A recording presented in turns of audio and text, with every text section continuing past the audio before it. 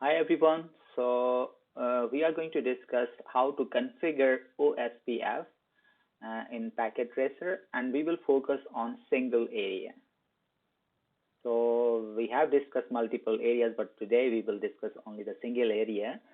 So to start the configuration of OSPF, first we need to go in global configuration mode. So I hope you can identify this. At first you need to go to privilege mode, and from this privilege mode you can come to this global configuration mode using configure terminal command. So yes, you are there, and now this is the first command you need to give to the IOS to start the process, OSPF process. So what is the command? That is router OSPF process ID.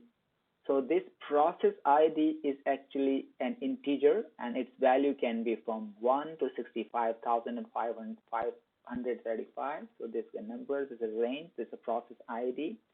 And this process ID is actually the identification of OSPF routing process. So the router has to run some routing processes, and this process ID is basically the identification for that. So I have just this is not exactly how the process would look like, but just I have shown that yes, in the process, in every process, something is going on, and in this way, we can have multiple processes in a single router. Like this, we can have multiple processes running simultaneously, but they will not interfere each other.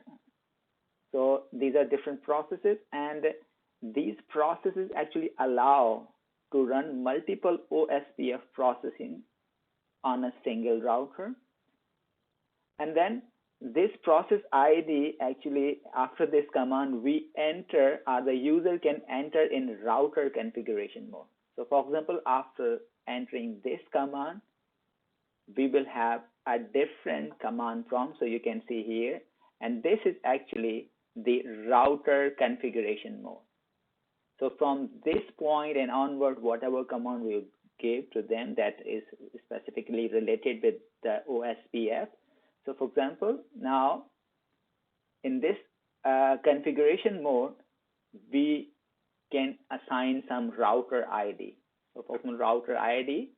So we can give ID to the router. So we discussed that there are three ways of assigning our selecting the router ID for a specific router. One of them is that we can configure it. So if we want to configure the router ID, then this should be 32-bit in numbers, and we can here give the ID value. So whatever value you assign here. So we can assign a router ID, and now comes the important command of this OSPF configuration. Here you can see we have the network keyword, and then we have these important fields. You can see IP address, wildcard mask, and the area. So what happens here, this area ID can range from 0 to this is a quite big number, so up to this number. So area ID can be any number from this. And now this IP address actually, this is the part where it asks iOS, the operating system of the router, to go to each interface of the router. So these are different interfaces, and there must be some IP address configured on those interfaces, and match the IP address given here with every interface. We are going to discuss specifically just in a moment, and then enable OSPF on those interfaces and start exchanging hello messages. So what happens, for example, if we see here, this is the command which we gave.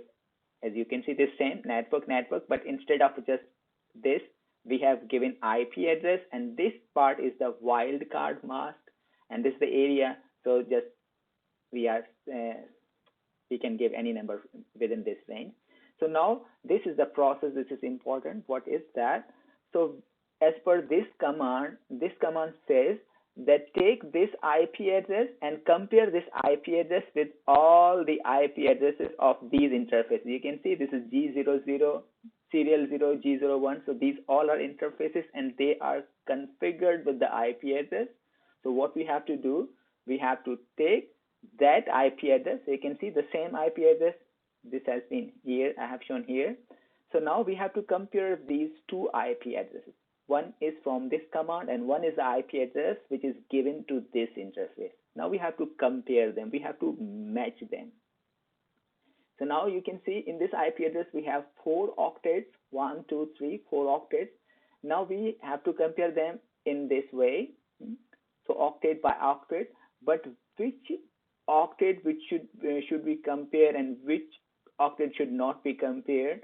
So whether we should compare these all octets with each other or just first one and the second one or the third one. So who is going to tell us about that?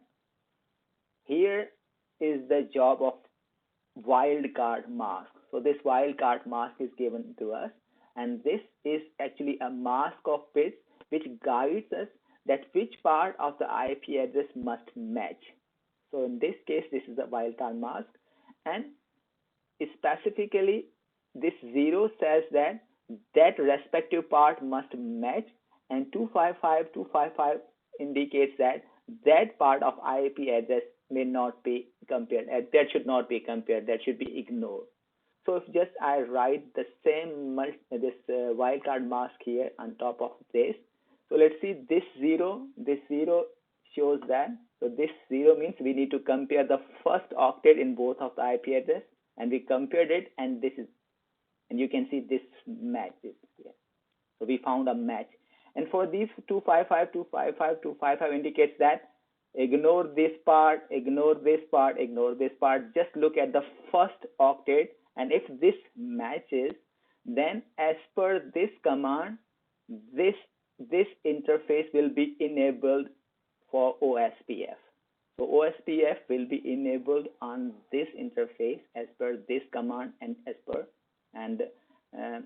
with respect to this match. So exactly same thing we have to do with this interface as well as this interface. So let's go to the next interface. Let's see on this interface. So you can see, and let's bring again the wildcard mask. So you can see here. Here we need again this 0 and this the IP address. So as per this wildcard mask, we have to compare this one. This part and this part. So you can see here this part, but we can see these two parts do not match. It means we will not enable this interface to use OSPF routing protocol because as per command this part is not going to match, and rest of the octets we don't need to check because this is just the ignore. It means this interface will not have any OSPF enabled on that. And let's go on the last one, the third interface. And here you can see, again, we need to look at our wildcard mask. And as per wildcard mask, the first part has to be configured. So this part and this part has to be checked for matching. So yes, they are matching. And for rest of the octets, we don't need to make any comparison or any match. So it means this IP address has been matched. So this particular serial 0 interface will be selected, and this OSPF routing protocol will be enabled on this interface, but this will not be enabled on this interface due to this command. So this command is important, and by using this command, we can actually select that to which ports or to which interfaces of the router the OSPF should be enabled, or to which interfaces this OSPF should not be enabled. So this is the logic by which we can actually select these interfaces and enable OSPF. And once the OSPF is enabled, these interfaces actually start their normal operation. Normal operation means they start sending hello messages, and if the requirement is set, they form the neighbor relationship. Once the neighbor relationship is made, they can start exchanging this LSDB, a linked state database, and then they can fill in this routing table in the router. So yes, with this logic in mind, let's go to the packet tracer and let's just practice the same idea using packet tracer.